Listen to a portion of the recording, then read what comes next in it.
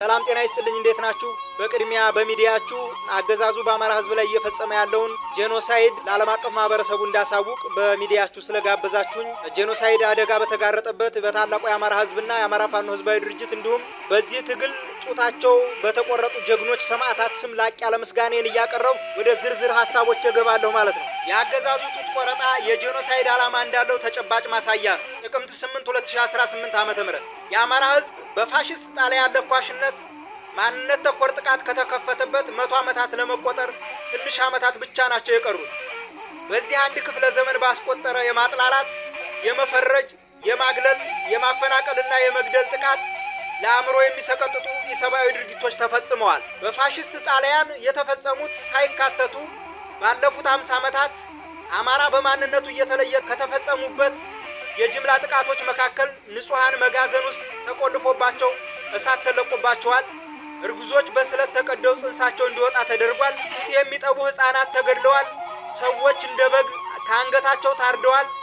እንደ ታደነ አውሬ ተዘቅዝቀው ከተሰቀሉ አስከሬኖች ጎን ሰዎች ፎቶግራፍ ተነስተዋል። አማራ መሬታችን ላይ አይቀበርም ተብሎ ቀብር እንኳን ተከልክሏል። ይህን ሁሉ የምናስታውሰው ለበቀል ግብአት እንዲሆነን ሳይሆን ስለ ዘረኝነት አደጋ ማስተማሪያ እንዲሆን ነው። ከታሪክ የማይማር የታሪክን ስህተት እየደጋገመ ይኖራልና። ይህ ሁሉ የዘመናችን ግፍ የተፈጸመው ከ100 ዓመታት በፊት በታሪክ ደረሰብን ለሚባለው በደል መሆኑ የትራጀዲውን ደረጃ በእጅጉ ከፍ የሚያደርግ ነው። የጥላቻ ፖለቲካ ነጋዴዎች ከ100 ዓመት በፊት ተፈጸመ ለሚሉት ምናባዊ በደል አማራን ላለፉት 50 ዓመታት እያስከፈልነው ነው ከሚሉት የደም ካሳ ባሻገር የምናባዊ በደላቸው ተምሳሌት ነው የሚሉትን አኖሌ ሐውልትን አቁመውለታል። ይህ ሐውልት ተፈጸመ ለሚባለው ምናባዊ ጡት ቆረጣ ተጨባጭ ማስረጃ እንዳልተገኘለት የታሪክ ተመራማሪዎች ያረጋገጡት በመሆኑ መገንባት ያልነበረበት ቢሆንም ወይም በስህተት ቢገነባም እንኳን መፍረስ የነበረበት ቢሆንም ዓላማው መጀመሪያውንም ቢሆን ታሪክ ሳይሆን አማራን ኢላማ ያደረገና ጄኖሳይድ መቋጫው የሆነ ብቀላል ለአዲሱ ትውልድ ማስተማር በመሆኑ እስካሁን ድረስ ቆሞ ይገኛል። እንደታለመለትም በአማራ ክልል አራቱም ጠቅላይ ግዛቶች ለተፈጸሙ አረመኔያዊ ወንጀሎች ፖለቲካዊ ምንጭ ወይም ፖለቲካል ኢንስፓይሬሽን ሆኗል። በየጠቅላይ ግዛቶቹ ማለትም በጎጃም በፋኒት በአለም ዋሴ፣ በወሎ ቤት አማራ በፋኒት ትዕግስት ወዳጆ፣ በጎንደር በፋኒት መቅደስ ተስፋዬ እና በሸዋ በፋኒት ቃል ኪዳን ነገደ ለምናባዊ ጡት ቆረጣ ምላሽ እንዲሆን ተደርጎ የተፈጸመባቸው ጡት ቆረጣ በአማራ ላይ ብቻ ሳይሆን በመላ ኢትዮጵያውያንና የሰው ልጆች ላይ ሁሉ የተፈጸመ አረመኔያዊ ወንጀል ነው።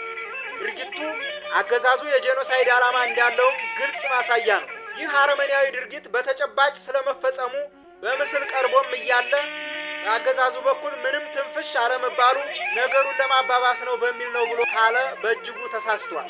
በጦር ሜዳ እየተሸነፈ የተቸገረው አገዛዙ በአንድ በኩል ህዝብን ከህዝብ ጋር ለማጋጨትና ለመከፋፈል፣ በሌላ በኩል ፍርሃትን እንደ ስነ ልቦና መሳሪያ ለመጠቀም እየሞከረ ስለመሆኑ የሚከተሉትን እውነታዎች በማየት መረዳት ይቻላል። አንደኛ፣ ድርጊቱ በተለያዩ ቦታዎች በተመሳሳይ መንገድ መፈጸሙ በእቅድ መፈጸሙን በተጨባጭ ያረጋግጣል። ሁለተኛ፣ እቅድ ካለ የሚያስፈጽም አካል እንደሚኖር በግልጽ ይታወቃል።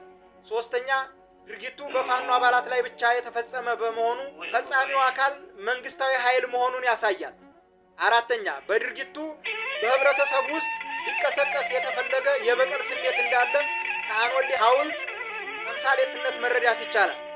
አምስተኛ፣ በድርጊቱ በፍርሃት ተሸማቆ ስሜቱ እንዲሰበር የተፈለገ ማህበረሰብ እንዳለም በቀላሉ መረዳት አይከብድም። አገዛዞች በውድቀታቸው ዋዜማ በሚያደርጉት መፈራገጥ ብዙ ወንጀሎችን እንደሚፈጽሙ በታሪክ የተረጋገጠ ቢሆንም ይህኛው ድርጊት ግን አዲስ ቅዠት፣ አዲስ ዝቅታ ወይም ሎው ፖይንት መሆኑ ምንም ጥርጥር የለውም። የአማራ ህዝብም ሆነ ፋኖ አገዛዙ ባዘጋጀው ወጥመድ ውስጥ ገብተውና በበቀል ስሜት ተነሳስተው የሚፈጽሙት የታሪክ ወንጀል ስህተትና ጠባሳ ፈጽሞ የለም የምንለው በልበ ሙሉነት ነው። የኢትዮጵያ ታሪክ የአማራ ህዝብ የሰከነ ስለመሆኑ ምስክር ነው። ከአማራ ብራክ የወጣው ፋኖም ገና 3 ዓመታት እንኳን ያልሞላው ቢሆንም ከእድሜው በላይ የሰከነ መሆኑን በየዕለቱ እያስመሰከረ ይገኛል። ጡታቸው የተቆረጡትን ሰማዕቶቻችንን በሚመለከት እንደ አማራም እንደ ፋኖም ፍትህ እንጠይቃለን፣ ለፍትህ እንተጋለን፣ ፍትህም እናስከብራለን። በዚህ ወንጀል ተሳታፊ የሆኑ ሁሉ በህግ ይጠየቃሉ። ይህን ሳናረጋግጥ ትግላችን አይቆምም። ለዚህ የተቀደሰ ተግባር መላ ኢትዮጵያውያንና የዓለም አቀፉ ማህበረሰብ፣ የሰብአዊ መብት ተሟጋች፣ የሰብአዊ መብት ተቋማት፣ የፖለቲካ ድርጅቶች፣ የዓለም አቀፍ ተቋማትና የውጭ መንግስታት ከጎናችን እንዲቆሙ ጥሪ እናቀርባለን። ክብርና ሞገስ ጡታቸው ለተቆረጡት ሰማዕቶቻችን ድል ለአማራ ፋኖ ህዝባዊ ድርጅትና የአማራ ፋኖ ሁሉ፣ ድል ለአማራ ህዝብ፣ ድል ለኢትዮጵያ ህዝብ። ጥቅምት 8 2018 ዓ.ም አርበኛ አበበ ሙላቱ የአማራ ፋኖ ህዝባዊ ድርጅት ምክትል ህዝብ ግንኙነትና የአማራ ፋኖ ሸዋ ጠቅላይ ግዛት እዝ ህዝብ ግንኙነት ኃላፊ